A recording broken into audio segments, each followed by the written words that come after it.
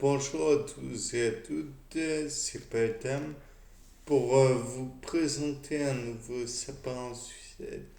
Et aujourd'hui, je vais faire la continuation de l'épisode 374. Ça en fait beaucoup quand même. Et donc, dans cet épisode, je vais parler de tout ce qui était muqueuse utérine, fluide, etc. Donc, je pense maintenant qu'on va passer au level scientifique, plus qu'observatoire, mais analytique maintenant. Donc, je pensais tout d'abord que on pourrait observer ce qui se déroule dans la muqueuse utérine. Bon, à ne pas refaire, bien sûr, ce qui va suivre. Et donc, je pensais prendre de l'eau distillée afin de permettre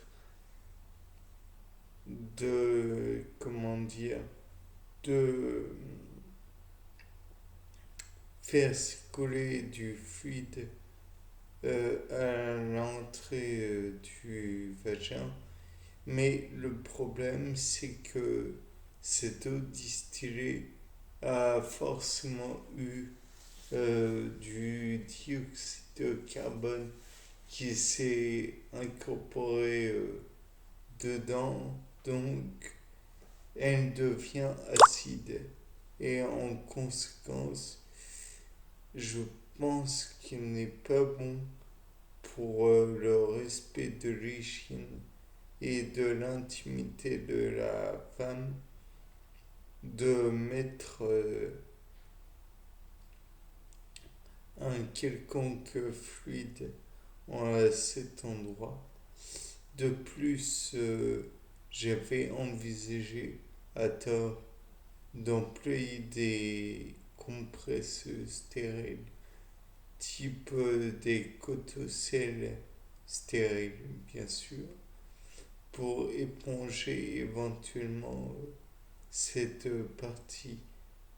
Le fait est que, bien que on ne frotte pas, parce que là ce serait la fin de tout, ça risquerait de faire des des micro greffures à l'intérieur du vagin, ce qui est des micro blessures en fait. Et donc tamponner, mais tamponner à cet endroit me paraît difficile et l'emploi de microscopes électroniques me paraît tout à fait impossible. On ne va pas mettre de microscope directement à l'intérieur du vagin, même si on pourrait employer éventuellement un endoscope de précision et que l'on analyse les images avec le microscope électronique à transmission. Je pense que ça va tout de même être relativement pénible. De même que si l'on fait une analyse de la glaire cervicale, ça ne risque pas d'être facile. On pourrait éventuellement mettre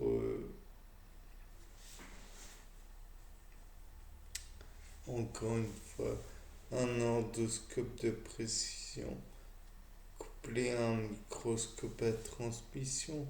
Mais le problème dans l'histoire, c'est que si on a des problèmes, on doit abîmer le vagin et le matériel en même temps, ça risque d'être très gênant. De plus, il faut savoir que même si je ne sais pas comment est fait le, comment dire, la glaire cervicale, j'imagine que c'est comme des fanons de baleine et dans ce cas, je présume que c'est très serré et que cela permet de filtrer vraiment très sélectivement. Il n'y a pas la place de mettre un matériel comme un endoscope. Il faudrait presque ouvrir l'intérieur de la femme. Et ça, je ne suis pas sûr que cela puisse être possible. De plus, là, ça me paraît être du ressort du à peu près possible, bien que cela demande tout de même un petit peu de doigté, à savoir qu'on pourrait prélever les fluides sur la glaire cervicale en les analysant par la suite afin de voir s'il y a, comme je l'affirme, beaucoup de décès, beaucoup de restes et s'il reste encore des spermatozoïdes ou que sais-je encore, peut-être des restes de muqueuse utérine ou du sang ou que sais-je encore. Par la suite, on peut continuer quasiment impossiblement. Donc il faut presque soit ouvrir, ce qui n'est pas possible, puisque s'il y a trop de blessures, comment dire, de cicatrices au sein de l'utérus, on condamne presque la femme à être stérile. Donc on peut envisager en revanche de faire des méthodes, je ne sais pas si l'écolocation serait assez précise, mais on peut toujours essayer. Ensuite, il y a éventuellement les rayons X pour voir à l'intérieur. Encore une fois, je ne suis pas sûr que cela soit possible. On pourrait éventuellement mettre un genre de fluide, non, de caméra peut-être à l'intérieur de l'utérus, mais là, encore une fois, c'est du registre de la science-fiction, puisque cette caméra va probablement enregistrer tous les faits à l'intérieur de l'utérus, mais j'ai peur qu'il endommage aussi cet organe tout de même assez précieux. Et enfin, le dernier, comment dire, dernier euh, dernier examen que l'on pourrait faire, c'est celui des ovaires.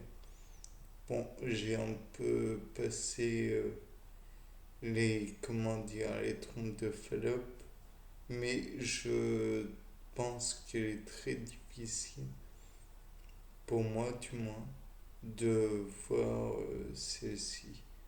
Et les ovaires, naturellement, ne sont pas les plus simples non plus.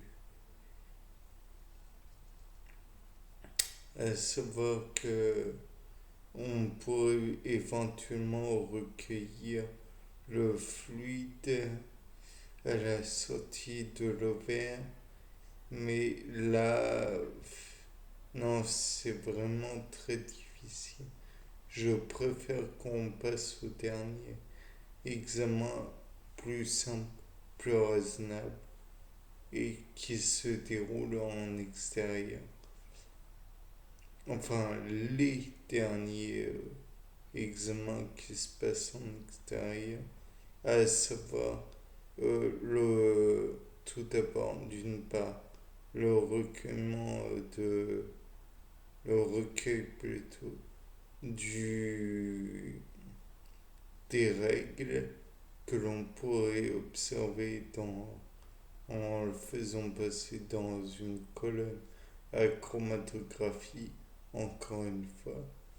Il serait peut-être intéressant de le faire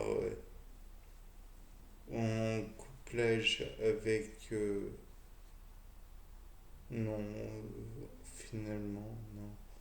Ou faire par la suite une filtration sur gène, une filtration tout court, afin de pouvoir éventuellement discriminer les différentes parties, puisque j'imagine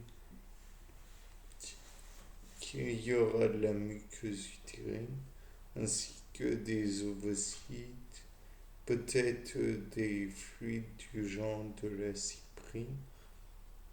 Sans doute, beaucoup de questions encore à se poser.